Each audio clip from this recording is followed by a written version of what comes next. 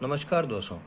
अगर आप bank of Baroda में करंट अकाउंट ओपन करना चाहते हैं तो इस वीडियो में हम ये सीखेंगे कि उसका क्या प्रोसीजर है, जो अकाउंट ओपनिंग फॉर्म रहता है वो कैसे फिल किया जाता है और क्या क्या डॉक्यूमेंट्स लगेंगे अगर आप करंट अकाउंट खोलना चाहते हैं। तो एक रेफरेंस के लिए इस वीडियो में हम प्रोप्राइटर अकाउंट खोलेंगे, लेकिन अगर आपको किसी और टाइप का अकाउंट खोलने का प्लान है तो उसका भी डिटेल मैं डिस्क्रिप्शन में दे दूंगा। आप वो देख के उस प्रकार से डॉक्यूमेंट्स इस फॉर्म के साथ में लगा के दीजिएगा। तो इस वीडियो पर्पस के लिए हम ये सीखेंगे कि एक करंट अकाउंट प्रोप्राइटर अकाउंट कैसे खोला जाता है।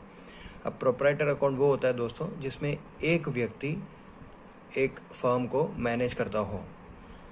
पार्टनरशिप में मल्टीपल लोग होते हैं, कंपनी में भी मल्टीपल लोग होते हैं, लेकिन प्रोप्राइटरशिप अगर अकाउंट है तो एक ही व्यक्ति होता है। नॉर्मली कोई छोटे लेवल पे कोई फर्म चालू करते हैं तो एक ही व्यक्ति उसको मैनेज करता है, एक व्यक्ति ऊपर होता है, फिर बाकी सब उसके एम्प्लॉयज़ रहते हैं। तो इस वीडियो में भी हम ऐसा ही एक करंट अकाउंट ओपन करेंगे। तो सबसे पहले तो अकाउंट ओपनिंग फॉर्म जो है वो कुछ इस प्रकार का दिखेगा। आप यहाँ देख सकते हैं कि सबसे ऊपर यहाँ पे account opening form for non individuals लिखा है। ठीक है, तो आप ध्यान रखिएगा जब भी आप फॉर्म लेके जाएंगे बैंक से तो ये होना चाहिए। फिर ब्रांच का नाम, डेट वगैरह लिखने के बाद टाइप ऑफ अकाउंट में करंट अकाउंट आपको टिक करना है, किस टाइप का अकाउंट खोलने का है, करंट अकाउंट। उसके बाद टाइटल ऑफ द अकाउंट में जिस नाम से आप अपने फर्म को चला रहे हैं वो नाम आ जाएगा यहाँ पे। फिर कस्टमर आईडी आपको लिखने की ज़रूरत नहीं है। नेचर ऑफ एक्टिविटी में किस टाइप का बिजनेस आप कर रहे हैं, जैसे यहाँ पे टेक्सटाइल होलसेल बिजनेस लिखा है। फिर डेट ऑफ इनकॉर्पोरेशन ये आपके रजिस्ट्रेशन में भी आ जाएगा कि कब आपका फर्म एस्टैब्लिश हुआ है, तो वो डेट लिखिएगा यहाँ पे।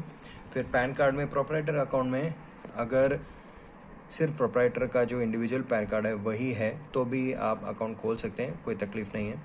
अगर आप फर्म के नाम से भी पैन कार्ड बना देते तो उतना अच्छा, नहीं है तो भी चलेगा।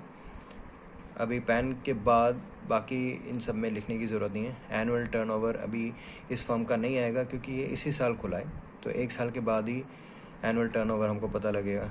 तो यहाँ पे हम expected annual turnover in the account लिख सकते हैं। ये कंपनी अपने हिसाब से ही देती है, वो कितना बिजनेस करेगी उनको एक अंदाज़ा रहता है, पिछले ITR के बेस पे वगैरह आप यहाँ पे लिख सकते हैं। फिर उसके बाद कॉन्स्टिट्यूशन किस टाइप का होता है, जैसे मैंने पहले बोला ये जो अकाउंट है वो एक सोल प्रोप्राइटरशिप अकाउंट रहेगा। ये पार्टनरशिप, प्राइवेट, आप आपके हिसाब से उस पर टिक कर सकते हैं।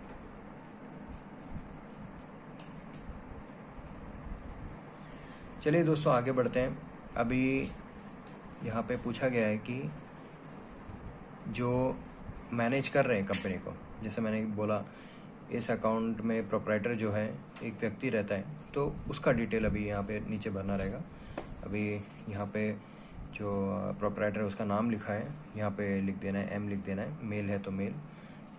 उसके बाद डेट ऑफ बर्थ, फिर पैन नंबर पूछा गया है। फिर आप नीचे देखेंगे तो स्टेटस में यहाँ पे ये नीचे देख के आपको फिल करना है, गलती मत कीजिएगा। मैंने यहाँ पे गलती किया, अगर कहीं पे भी गलती कर दे तो आप यहाँ पे साइन ज़रूर कीजिएगा, ठीक है ना, नहीं तो आपका फॉर्म रिजेक्ट हो जाएगा। तो यहाँ पे जैसे स्टेटस में ये 2 स्टार वाले में देखिए, नीचे देखना है आपको। तो यहाँ पे माइनर नहीं है, सीनियर सिटीजन नहीं है, एक्स स्टाफ नहीं है, पेंशनर नहीं है, NRI नहीं है, तो अदर। उसके बाद एनुअल इनकम अभी पता नहीं है तो इसलिए लिखा नहीं, लेकिन कोई फील्ड खाली मत छोड़िएगा तो यहाँ पे ऐसे एक लाइन बना देते हैं। फिर ऑक्यूपेशन में तो बिजनेस कर रहे हैं तो सेल्फ एम्प्लॉयड ही आएगा, तो वो टिक कर दिया है और यहाँ पे लिख दिया है। अब अगले पेज पे आप देख सकते हैं, यहाँ पे ऊपर आपको कुछ ये इतना इम्पोर्टेंट नहीं है, वो तो आपके हिसाब से ही वो लोग चेकबुक, ATM कार्ड वगैरह भरेंगे। अब नेम ऑफ द प्रोप्राइटर, ठीक है ना, तो यहाँ पे आप लिख दीजिएगा जो प्रोप्राइटर का नाम है। जैसे अपने केस में, अपने इस अकाउंट में अंबिका टेक्सटाइल में आरुष शर्मा है प्रोप्राइटर, तो वो मैंने लिख दिया है। फिर उसके बाद एड्रेस मांगा है। अब ये नया फर्म है तो जो प्रोप्राइटर है वो अपने घर से ही बिजनेस कर रहे हैं, तो दोनों फर्म का एड्रेस भी और जो प्रोप्राइटर हैं उसका एड्रेस भी सेम रहेगा। अब यहाँ पे पार्टनर लिखा है, ये क्या मल्टीपल टाइप ऑफ अकाउंट्स के लिए कॉमन एक फॉर्म है। तो अपना एक ही प्रोप्राइटर है तो यहाँ पे लिख दीजिए पार्टनर, डायरेक्टर के नीचे चलेगा। पार्टनर्स अगर हैं तो मल्टीपल पार्टनर्स, 5 पार्टनर्स तक इस फॉर्म में चल सकते हैं। फिर उसके बाद एड्रेस लिखने के बाद नीचे मोबाइल नंबर ज़रूर लिखिएगा। और यहाँ पूछा गया है कि आप कोई क्रेडिट फैसिलिटीज़, मतलब लोन अकाउंट आपका चल तो नहीं रहा आपके फर्म के नाम से। इंडिविजुअल अगर लिया है वो अलग बात है, लेकिन अगर फर्म के नाम से कहीं से आपने लोन लिया है तो वो यहाँ पे डिक्लेरेशन देना पड़ेगा। अगर जैसे इस कंपनी ने नहीं लिया है तो यहाँ ऊपर वाले में टिक किया है। अगर आपने लिया है लोन कहीं और से तो वो आपको यहाँ डिटेल लिखना होगा। फिर थोड़े टर्म्स एंड कंडीशन से आप पढ़ सकते हैं। फिर उसके बाद अगला जो पेज है उस पर यहाँ पे फॉर्म DA1 मतलब नॉमिनेशन फॉर्म है, और यहाँ खास करके लिखा गया है for sole proprietor concern only, मतलब अपना जो अकाउंट है उसके लिए ये ज़रूरी है, ठीक है ना। तो इस अकाउंट में सिर्फ इसी टाइप के करंट अकाउंट में नॉमिनेशन ज़रूरत होती है, वरना पार्टनरशिप उन सब में नॉमिनेशन नहीं आता। तो यहाँ पे लिख दें जो प्रोप्राइटर हैं उनका नाम ही लिख देते हैं, ठीक है ना।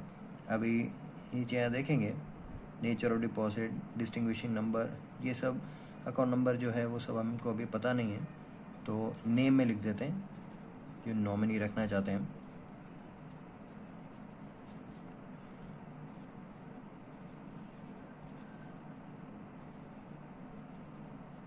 अभी यहाँ नेम लिख दिया है, मानसी शर्मा लिखा है, और रिलेशनशिप है वाइफ, और एड्रेस में सेम एज प्रोप्राइटर लिख दिया। आप चाहे तो पूरा भी लिख सकते हैं, जगह नहीं है इसलिए मैंने सेम एज प्रोप्राइटर लिख दिया, ठीक है ना। एज भी लिख देते हैं।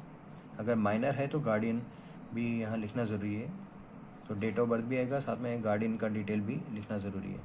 तो ये माइनर नहीं है इस केस में तो चलेगा वो।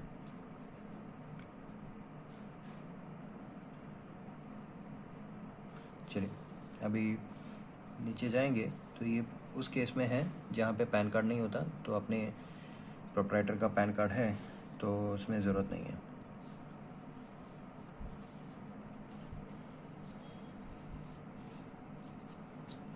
यहाँ पे सिग्नेचर करना पड़ेगा।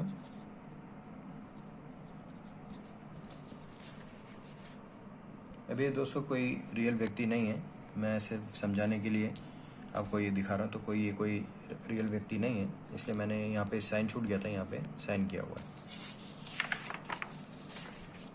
अभी ये जो फॉर्म है, नेक्स्ट जो फॉर्म, तो इसमें प्रोप्राइटर के थोड़े और डिटेल्स और सिग्नेचर मांगे।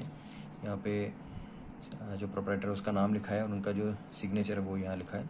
फिर यहाँ ये आप छोड़ सकते हैं, ये बैंक को करने का है, ब्रांच वगैरह सब वो लिख देंगे आपका अकाउंट नंबर आने के बाद, ठीक है ना। अब यहाँ पे फ़ोटो लगाना ज़रूरी है। फ़ोटो लगाने के बाद यहाँ पे स्टैम्प जो है आपके फर्म के नाम से वो लगा के उसके बीच में साइन करिएगा। अब अपने पास नहीं था इसलिए ये मैंने ऊपर 2 लाइन मारे, मतलब यहाँ पे वो स्टैम्प मारिएगा और उसके बीच में से आपको साइन करना है, ऐसा रहेगा। फिर ये सब जो मैंने खाली छोड़ा है वो आप छोड़ सकते हैं, वो आपको भरना ज़रूरी नहीं है। फिर यहाँ पे फ़ोटो आइडेंटिटी प्रूफ और एड्रेस प्रूफ मांगा गया, तो फ़ोटो आइडेंटिटी प्रूफ में जिस किसी आईडी प्रूफ में भी आपका फ़ोटो है वो एक फ़ोटो आइडेंटिटी प्रूफ गिना जाता है। तो हमने इसके इसमें पैन कार्ड भी दिया है, आधार कार्ड भी दिया है। तो पैन कार्ड को इसमें डाल देते हैं क्योंकि उसमें एड्रेस नहीं आता, तो सिर्फ फ़ोटो आइडेंटिटी में गिना जाएगा। उसके बाद आधार कार्ड एज एड्रेस प्रूफ भी गिना जा सकता है क्योंकि उसमें एड्रेस आता है, तो आप आधार को यहाँ पे डाल सकते हैं। जो भी आपका आधार नंबर है वो डालिएगा, और place and date of issue वो सब आपको लिखना है। अभी अपने केस में सिर्फ एक ही व्यक्ति है इसलिए हमने सिर्फ 1 में डाला है। मल्टीपल पार्टनर्स वगैरह रहेंगे तो यहाँ 2, 3 ये सब आपको भरना पड़ेगा। अब इतना हो जाने के बाद ये एक इंडिविजुअल के लिए फॉर्म रहता है, इसको फटका बोलते हैं, और ये हर किसी को भरना ज़रूरी है। इसमें आपको डिक्लेरेशन देना रहता है कि आप कहाँ कहाँ पे टैक्स भरते हैं, कौन कौन सी कंट्रीज़ में। तो अपने इस केस में सिर्फ इंडिया में ही टैक्स भरता है प्रोप्राइटर, तो ऊपर वाले में टिक किया है। अब यहाँ पे थोड़े डिटेल्स उसके डाल दिए हैं। आपको सब कोशिश करिए कि सब कॉलम्स आप फिल कर दें, अब country of birth, residence address, ये सब डाल दिया है, ठीक है ना। अब यहाँ पे नाम लिखने के बाद साइन उसके नीचे आएगा। उसके बाद अगला जो इम्पोर्टेंट फॉर्म है वो है CKYC वाला। तो दो ही ऐसे फॉर्म है जो सिर्फ इंडिविजुअल के डिटेल्स मांगता है, एक फटका है और एक CKYC है। तो फटका हमने देख लिया। अब CKYC में भी ऐसी इंडिविजुअल के डिटेल्स मांगे हैं। यहाँ पे नाम दे दिया है, मदर का नाम डाला है, फिर ये आपके हिसाब से आप टिक कर सकते हैं, जेंडर, मैरिटल स्टेटस, सिटीजनशिप, वो सब डालने के बाद यहाँ पे वापस ये जो प्रूफ मांगे थे, पैन कार्ड, आधार कार्ड, वो सब आपको यहाँ डालना है। चलिए दोस्तों, अब देखते हैं कौन कौन से डॉक्यूमेंट ज़रूरी हैं। मिनिमम 2 मैंडेटरी डॉक्यूमेंट्स होने चाहिए एक करंट अकाउंट ओपन करने के लिए। प्रोप्राइटर अकाउंट ओपन करने के लिए भी दो कोई भी डॉक्यूमेंट ज़रूरी हैं इनमें से। तो आप देख सकते हैं यहाँ पे जो जो डॉक्यूमेंट के लिस्ट दिए हुए हैं, जैसे GST हो गया, तलाटी का सर्टिफिकेट हो गया, और उसके बाद नीचे की तरफ जाएंगे तो शॉप एक्ट लाइसेंस है, गवर्नमेंट कॉन्ट्रैक्टर के द्वारा गया इशू किया हुआ, और फिर लेटेस्ट यूटिलिटी बिल जो फर्म के नाम से हो, इलेक्ट्रिसिटी बिल हो गया, टेलीफोन बिल हो गया, कोई भी बिल जो फर्म के नाम से है, या फिर इनकम टैक्स रिटर्न नॉर्मली 2 साल का मांगते हैं। तो इनमें से कोई भी 2 डॉक्यूमेंट्स होने ज़रूरी हैं फर्म के नाम से। और फर्म के अलावा जो प्रोप्राइटर है या जो भी पार्टनर्स होंगे अकाउंट में, तो उन सब का इंडिविजुअल KYC डॉक्यूमेंट ज़रूरी है, आधार कार्ड, पैन कार्ड। और यहाँ लास्ट पॉइंट में आप देख सकते हैं फटका और CKYC, वो भी हमने देखा इस वीडियो में। ये एक सैम्पल रजिस्ट्रेशन सर्टिफिकेट है।